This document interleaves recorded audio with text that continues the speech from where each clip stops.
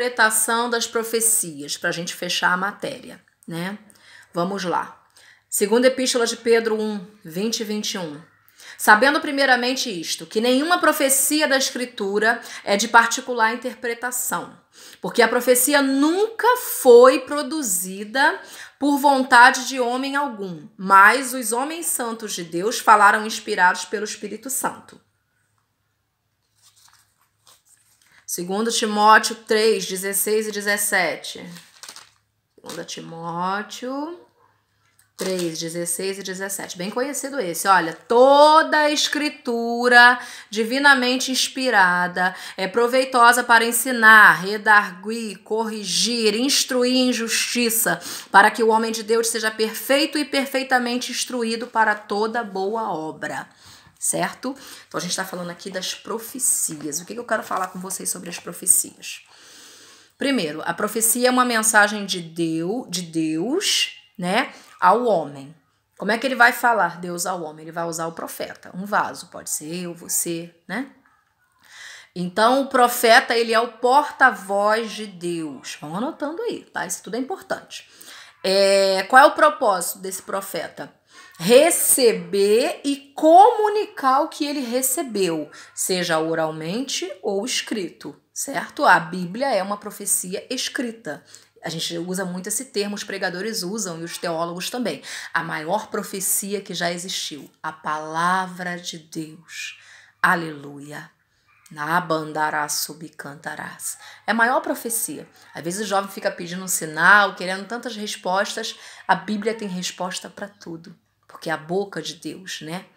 Então, o propósito do profeta é receber e comunicar oralmente ou escrito que ele recebeu de Deus, mostrar a verdade, né? Ministrar, profetizar a verdade, lembrar o povo da lei, certo? Receber e comunicar a profecia, mostrar a verdade e lembrar o povo da lei. E as profecias? As profecias são dadas através de visões, sonhos ou revelações diretas. E a proclamação dessa profecia, o que ela vai proclamar? Algumas coisas, que profecia proclama muita coisa. Vai proclamar um julgamento, né, o juízo, bênção, libertação. Vai proclamar aflição, né, dependendo do período que o povo está atravessando. Tem profecias de ações simbólicas, né? Isaías foi um profeta que andou nu, se eu não me engano, acho que nu e descalço. E isso tinha um símbolo, né? Então foi uma profecia, foi algo que Deus exigiu dele. Foi algo profético, foi uma atitude, uma ação simbólica, né?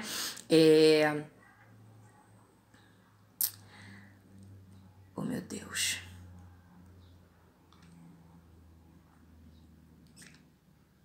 Como o vaso se quebrando, né, na visão de Jeremias também, né, o vaso se quebrou, né.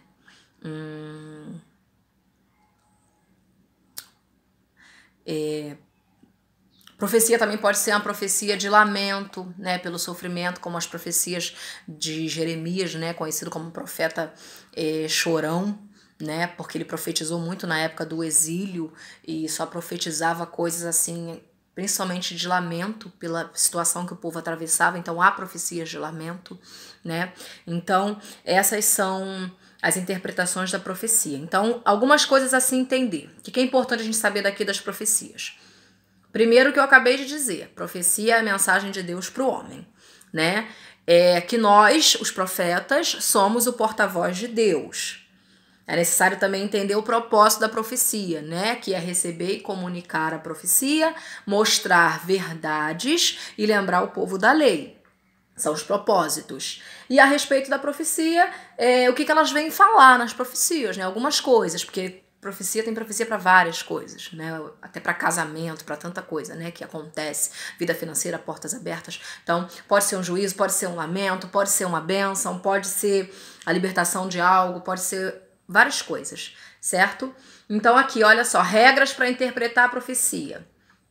Entender a profecia literalmente, né? Ou seja, de uma forma real. Se essa profecia ela for de uma forma literal, a gente vai estudar ela com a figura de linguagem que a gente acabou de aprender, né? Essa gama de figuras de linguagem aí. A gente conhecendo cada figura, a gente conhece aquela profecia de uma forma simbólica. Vou dar um exemplo. Deus já me usou para alguns jovens para dizer que via uma Bíblia grande dourada. Deus às vezes me mostra isso. Bíblia grande dourada é o quê? Que aquele jovem será um grande pregador da palavra, vai ser enriquecido, será sábio na palavra de Deus.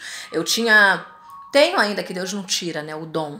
É porque eu não tenho feito mais esse trabalho de campanha nos lares. Mas sempre que eu orava num lar e aquele casamento ele estava com algum tipo de problema, quando eu ia orar no lar, que eu chegava no quarto, Deus me dava uma linha, né, preta na cama, dividindo a cama. E significava que aquele casamento estava em crise. Era algo que Deus me dava, né, figurativo, né, a figura daquela linha preta, mas significava a separação do casal. Eles não estavam bem, eles estavam brigando, mas era algo real que eu via, observava aquela linha preta. Então, a gente tem sempre que observar as profecias, as visões que o Senhor nos dá de uma maneira realista. A Bíblia dourada era real, mas ela significava algo de cunho espiritual. Então, entender a profecia de uma forma literal, realmente a profecia da maneira que ela está sendo apresentada a gente. Entender aquilo que eu acabei de ler na própria palavra, que nenhuma profecia é de particular interpretação. Eu não interpreto da maneira que eu quero, mas da maneira que o Senhor quer que eu venha interpretá-la. E empregar o máximo de cuidado no contexto.